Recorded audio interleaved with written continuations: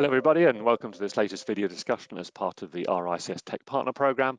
My name is Andrew Knight and I've been with RICS for over 12 years now, and I sit now in the knowledge and practice part of the organisation, looking at the effect of data and technology right across the property life cycle, and with over 110,000 qualified members working worldwide, working right across the life cycle from land, planning and development, construction, finance, brokerage, valuation, building surveying, asset and building management. Obviously a very, very broad canvas upon which data and technology is having a profound and valuable effect. And indeed our members work across all the major asset types, from land itself, rural, and then residential, commercial, alternative assets, and indeed infrastructure. So once again, a very broad canvas. And really, I'm very pleased today to have Jonathan join me from Utopi. So welcome to the discussion, Jonathan. Hi, Andrew. Thanks very much for the invitation. Good to meet you. Pleasure. And it's always great, before we kind of get into the bits and bytes and the kind of solution and what you're doing at Utopi, it'd be great to have a bit of a backstory on you and your role at Utopia. Yeah, I'm Jonathan Burridge. I'm founder and one of four founders actually of Utopi. I'm the CEO of the business as well, so operationally responsible for basically everything that we do. My background's primarily in business growth, high growth, step change, strategic partnerships, strategic deals. I've worked across various different aspects of technology throughout the last 25 years, but primarily focused on using tech to drive brilliant outcomes for people that I work with. So that's kind of my background, but very much blessed to have an amazing team here to support me on this journey that we're on. Great. And I believe Utopi sort of launched in 2019. What were the kind of key drivers to launch this next organization of yours? So as I said, in 2019, I was kind of at the point in my career where I'd helped lots of other businesses grow rapidly using technology as the kind of an enabler for that. And I discovered the smart buildings market at that point for the first time, and had a real sort of deep dive look at what the potential might be there. And whilst I could see there was lots of great technology, there weren't that many good examples of how that technology had been used to drive great outcomes. So lots of features, but not many kind of solutions, if you like, driving great outcomes. So it just felt like the market was ready for that transformation. And having worked in kind of a combination of outsourcing and integration from a tech point of view, it felt like we were probably well equipped to put together a team to tackle that opportunity. And of course, the vision, as a lot of people will tell you, founders of startups, the vision at the very beginning is one thing, and then that evolves over time naturally. That was, I think, the main driver was just the what I could see as a real gap and a real opportunity for us to use our expertise, not as property people actually, but as technology people, and taking that kind of slightly different perspective on things. Indeed, and although this is a global program, it's always nice to kind of zero in on almost the kind of regional and origin story. Now, you've got very much Scottish roots. I believe you were born in Hamilton. How have they influenced what you're doing and the kind of the origin story of Utopi? So interestingly, I wasn't born here. My two children and my wife were born here in Hamilton. I was actually born in the northeast of England, so I'm a Geordie by origin. But actually, I've been in Scotland since 2001, so I feel like I've been well, adopted by the Scottish people and culture. So but as a business, we're absolutely rooted here in Scotland.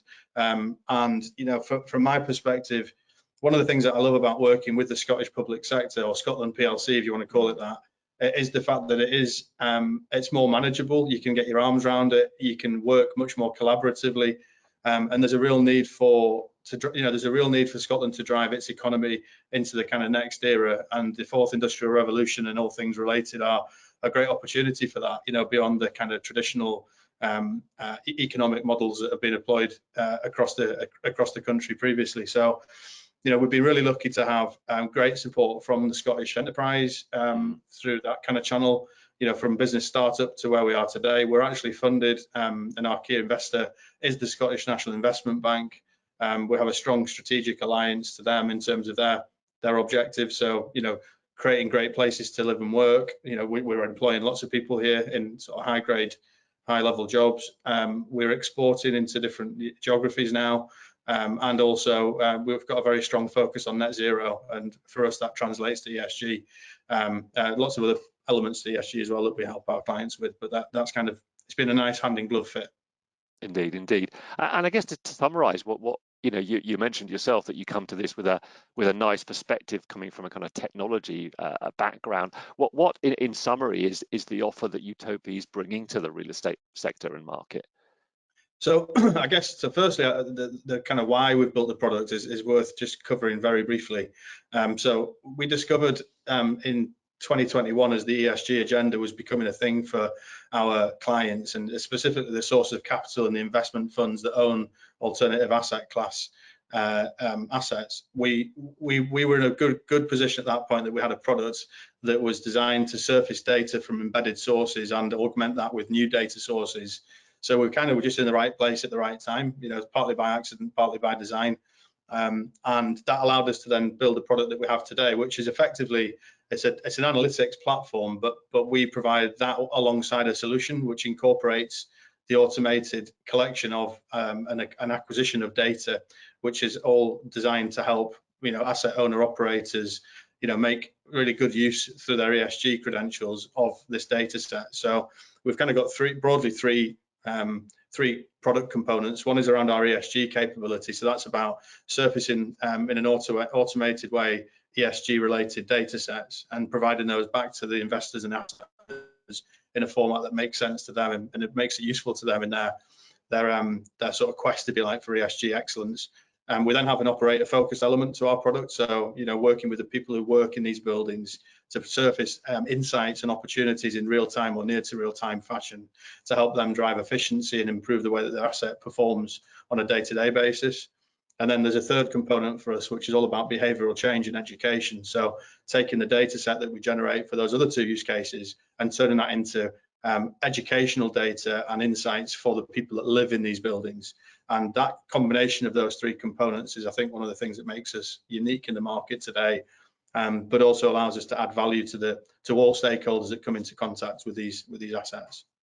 And I believe, Jonathan, that you kind of started in the kind of multi-tenant residential part of the market. What was the reason for that in terms of that initial focus?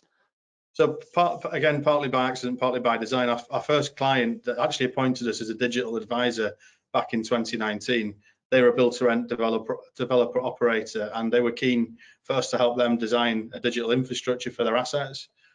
So in doing that, we became quite, it was the first asset class, I think, that we really understood correctly, from top to bottom in terms of the various components, the challenges operationally that are faced, challenges through construction. And I think with that knowledge base, it felt right for us to then launch a product into that segment. So build to rent is another proxy for us for student accommodation, co-living, single family housing, later living as well now. So we've narrowed our focus into that segment deliberately because of our expertise and where that knowledge and our origin story was born from. But also the commercial and technical solution that we've built it fits really well into Resi because we designed it into that format. So what it means is that where previously technology like ours was inaccessible from a cost point of view, it's now fully accessible because we've got our unit economics correct for the asset type, and it allows us to roll out large volumes of devices and data sets into these assets, which creates a much richer picture around the opportunity and things that you can do to really have an impact. So that's the main reason. And we like to see ourselves as becoming a market leader. So we're a couple of years into our growth, and the market has been very receptive to us, our products and our people, which is really important from our perspective. And we want to double down on that now and make sure that the product that we continue to develop, now we have a large development team building out our product, is designed to meet those requirements that I described earlier in those three product areas. So I think that narrower focus has been really important and will continue to be really important for us going forwards. So what's the balance with that great narrow focus, as you say, and looking at other kind of asset types? How broad do you think you either are at the moment or are moving to in terms of that original story of that kind of multi-tenanted? And as you say, you mentioned senior living and purpose-built student accommodation. Are you looking at commercial real estate at all, or are you still going to stay within effectively those kind of various versions of residential? So I think strategically our focus will continue to be in building out a great residential product, because we think that's the right direction of travel for the business as we expand globally. But actually, naturally we're building capabilities that can be applied to other asset types, other building types.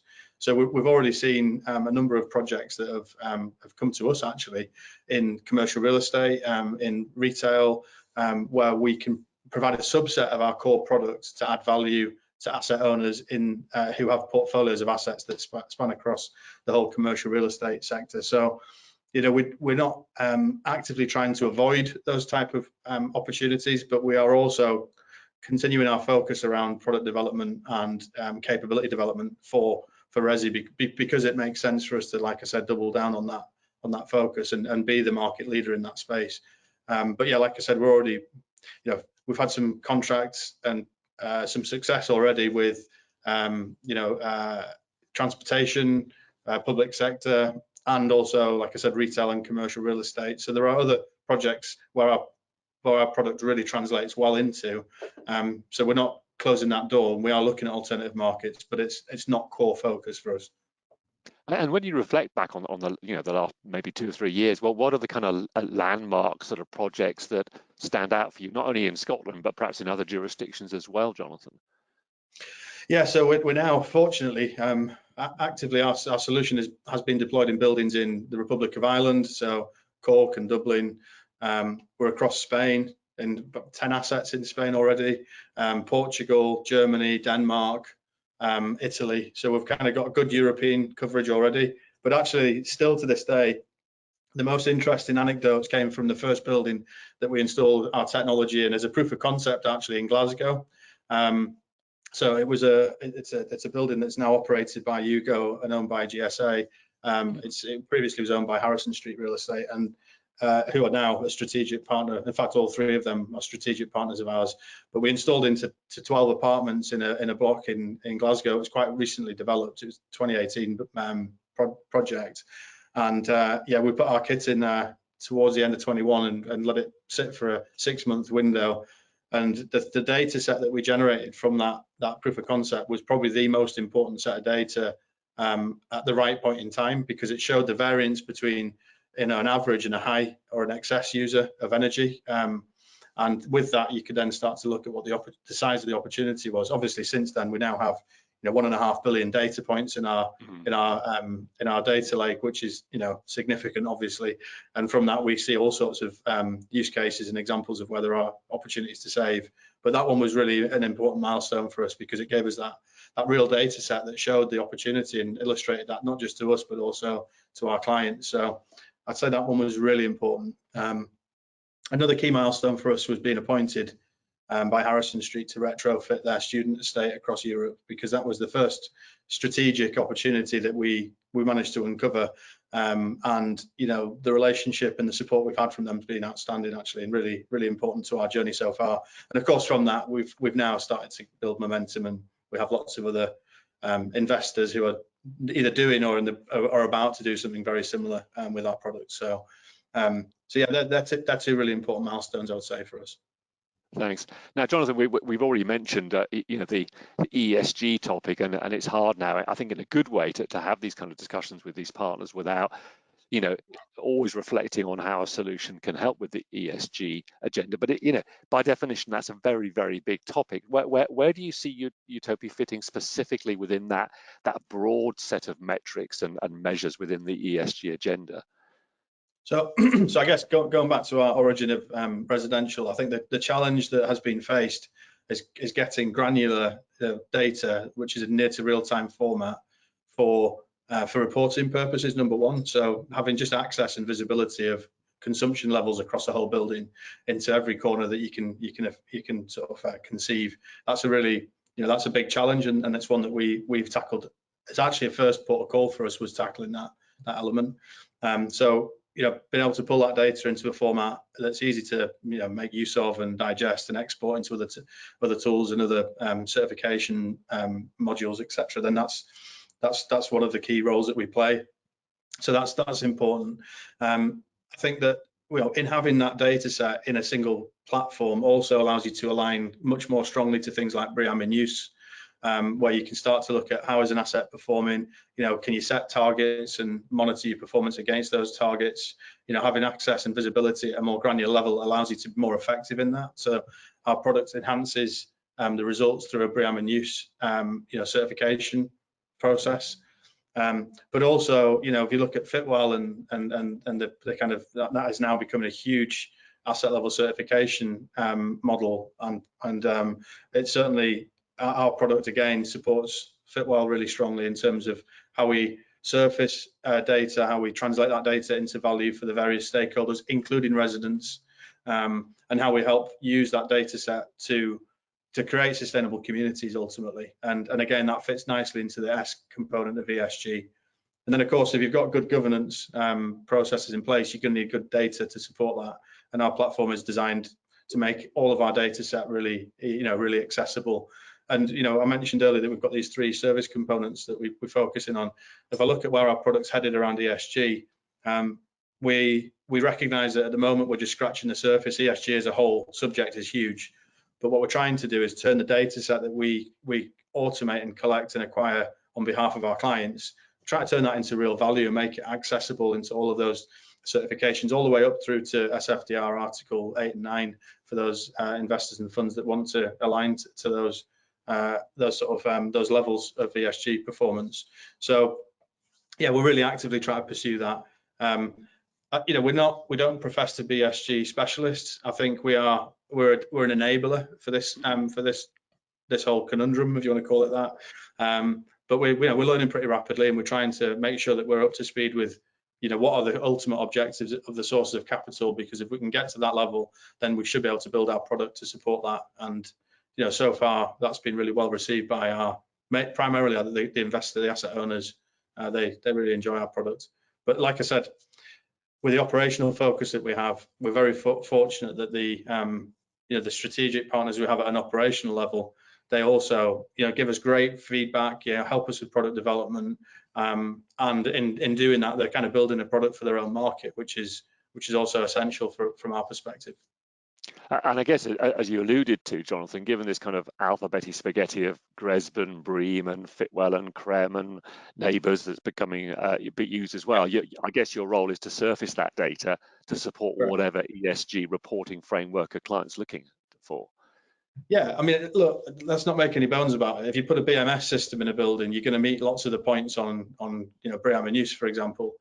But there's an operational reality to that, which is that the operational teams that run these buildings don't have the skill base to interface with a building management system. In fact, in most cases, we find that these things are commissioned at PC. Somebody's given some training and login details, but then for the next 2 or 3 years, people don't even know how to log into the system, and somebody turns up quarterly and casts a spell on it and says, "Don't touch it, whatever you do," and then they'll revert back 3 months later to do the same again. So whilst I think they're really powerful tools, building management systems, they're not operationally designed to be used by the people who work in the building types that we face off to. So for us, it's about making that data set easy to interface with and easy to make use of, so that you can then align to neighbours and CREM and BREEAM in use and all these other really powerful asset level certifications and frameworks. But if you don't have the tools and the visibility of the data set, then it's actually if it's embedded in another system, you've got multiple systems. The simplicity of what we've created here is, I think, one of the things that's valued most highly. When we show our products to customers, we often get really sort of positive feedback that I always share that with my team, because it's them who built the product for us. But ultimately, I think the power in our product is the simplicity and the ease of use, as much as it is the kind of automation and the solutioning that we've done around the collection and integration piece. So I think that combination makes it really powerful. But the whole ESG agenda is a challenge, really, because there has just been a lack of data and transparency in the past. So we're trying to tackle that head on. And in terms of to use the jargon, kind of vertical integration of what you offer, clearly you're data led, it's a software as a service platform. How have you dealt with the issue of the hardware side in terms of you providing it or working with clients' hardware that might already be there? See, that's a great question, that. And actually, if I look at our competitive landscape, I understand exactly why people have tried to avoid the hardware element of this, and it's not. There's sort of two main drivers. One is it's quite hard to do. So that's, you need the right people, the right products, you need the right tenacity to get to the place where you have a solution that you can rinse and repeat, which we're now there. So that there's a kind of just a straightforward technical and operational challenge to that, which most organisations won't want to tackle or have the resources to. Again, I'm blessed to have the right team around me to be able to tackle that. That's the first thing. The second thing is, if you look at the VCs and the funding opportunities, or the institutional investors that are out there, they tend not to like hardware, software as a mix. So they prefer pure play SaaS, which is fine from a, you can see the simplicity of a growth model that comes with that. But what it doesn't do is it doesn't solve the whole problem for a client, and the client needs the whole problem solved. And we've tackled it really trying to solve a problem rather than sell a product. And by virtue of solving the problem, the product sells itself, and people love the platform. We get great feedback. But without a project that surrounds an implementation, for each individual building, really you haven't solved the problem. So we've just decided that we'll take those challenges on squarely, and as a result, we've now built operational processes, full digital platform that supports implementation, an ecosystem of third parties, and our own installer base. We've got a standard set of onboarded devices that we work with, that we're consistent. We've got direct relationships with manufacturers. We've just done that in an industrial and scalable way rather than in a tactical way, and that's allowing us to now really build our product out and offer really good value for money in that project scope as well. And if you look at buildings like student accommodation and build to rent in particular, the infrastructure that we specify and deploy is infrastructure that they would need to deploy in new buildings anyway. And the fact that we can retrofit it across existing schemes just adds additional layers of value, and it's super efficient. So we can be in and out of a building within a week, and usually are within 2 or 3 days, depending on the scope. And when I talk about a building, that might be 500 bedrooms or 500 apartments in a block. So it's not difficult to deploy our solution, but it's hugely valuable once it's in place. And given your interaction with the market over the last few years, and obviously it's perhaps a cliche to say that ESG is both the right thing to do, but is being to some extent kind of forced on the sector. Are you seeing any pushback from clients around solutions like yours, or is there just now a real acceptance that we need to do this? And yes, there is to some extent a cost involved, but obviously cost savings and other pieces of value. What's the sense of the market to actually embracing these kind of solutions? I definitely think we've got the timing right, because the market feels ready. If I look at that kind of our current pipeline and where the source of leads came from, we get 50% plus, which will be inbound through our website. So we generate a lot of inbound inquiries, partly because of our marketing, but also because there's a real need for the product and people are looking for solutions now. So I think that sort of changes the dynamic slightly. And as a result, because we've got referenceability, affordable, scalable products with good coverage in terms of geography, we don't find it difficult to stimulate that kind of interest and develop great relationships. So I think the timing is good. But I think also what we've built here, and I'm sure that there's other products out there that will be in the market now or coming soon, because that's technology, right? That's just the nature of the beast. I think the reality is this will be a prerequisite in every building going forwards. I think it's okay to do it because you feel like you need to do it for economic or financial reasons, or even for reporting reasons. But I think in the medium term, without this level of visibility, how can we drive towards a road to net zero, which, as much as the S and the G are really important, ultimately, fundamentally, we're trying to do this, and the whole ESG, arena exists because of net zero and the need for us to change the way that we use energy and consume energy and produce emissions. So this sort of data set is going to be key to that, and it's making it available and simple for people to be able to get access to. That's the key ultimately. Capturing the data and reporting on it's one thing, but if it's not accessible and user friendly, people won't engage with it, and then the change isn't made. So I definitely think the market's ready now, and we're seeing that in the way that it's engaging with our business, and we're also seeing that in the way that the competitive landscape's starting to emerge around us, which we fully expect will continue. And it's right, because there are a shed load of buildings out there that we need to get technology like this into. Indeed. No, and as you allude to, you know, the challenge is not just new builds, it's that huge number of buildings that are already there that need retrofitting. So, I mean, if you had a fully functioning crystal ball, what would you see the next 2-3 years for both Utopi and the market in general? So first of all, just to cover Utopi, so our expansion is underway into the US. So we're just looking at 2 or 3 clients that we're looking at proof of concepts with now. So, you know, our strategy is to expand next into the US market, and that's probably going to take up, well, I mean, the growth potential there for our business is you know, exponential, but that'll take up about a year of our focus at least to get that enabled and up and running. And then we've got global expansion, so we'll look at the direction as well to see where we go next. So, you know, it's for us, it's about globalization of our business, but also for us, it's about building out a great product that sticks and is here for the long term. I think there are lots of examples in history where, you know, some nice features are released on a product and, you know, customers engage and buy it tactically. And then a couple of years down the line, they're just not engaging with the software, or, you know, they're not making use of the value proposition, if you like, that's been brought to them. And then things fizzle out. You know, that's absolutely contrast to our plan. You know, we've got a customer success team who spend, you know, a disproportionate amount of time, I would say, right now, but a good investment of our time in educating our customers, making sure that we're getting feedback, helping automate processes and procedures for them as customers, so that we can make sure that the product does stick and it's here for the long haul and that it drives the value that we know that it can. So yeah, so from a customer success point of view, it's really about further engagement with the market to make sure that we're here in the long term, and that the value that we can drive is actually being driven and the value is being realized. And then from a product perspective, we just want to keep building out, you know, features and capabilities that add value into those 3 component areas. So that's the Utopi sort of horizon. In terms of the market, I think, you know, we're already seeing every day almost, it feels like there's another example of a competitor. I say competitor loosely slightly, but people in the space doing similar things.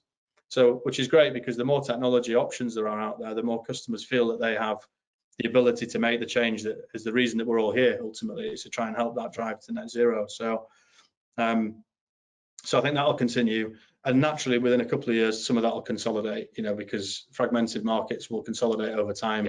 So that you'll see some acquisitions and mergers occurring, and you know, which again should be a good way of consolidating the value that's in the supply chain, you know, over time. So I think there's that on the horizon as well. And then, you know, you know, with the big players out there, Microsoft, Amazon, Google, watch this space, because it won't take them long to think about how to really support organizations, asset owners, asset operators in making use of technology like this. So yeah, that's kind of probably 5 years on and beyond on the horizon, but I definitely think that's going to play a major role. And then of course we're looking at AI, which has a bit of bad press, rightly so, at the moment. I think there's some genuine risk around AI, but actually when you look at it in the context of trying to drive better performance of buildings and energy consumption, AI and machine learning probably more so than AI is a really powerful, you know, will become a really powerful tool and creates a great opportunity to drive some of that efficiency. So we're looking at lots of things around big data, analytics, machine learning. So yeah, so there's a lot ahead of us, not just Utopi, but the market as a whole. Indeed. In the next 3 or 4 years, I think now. Indeed.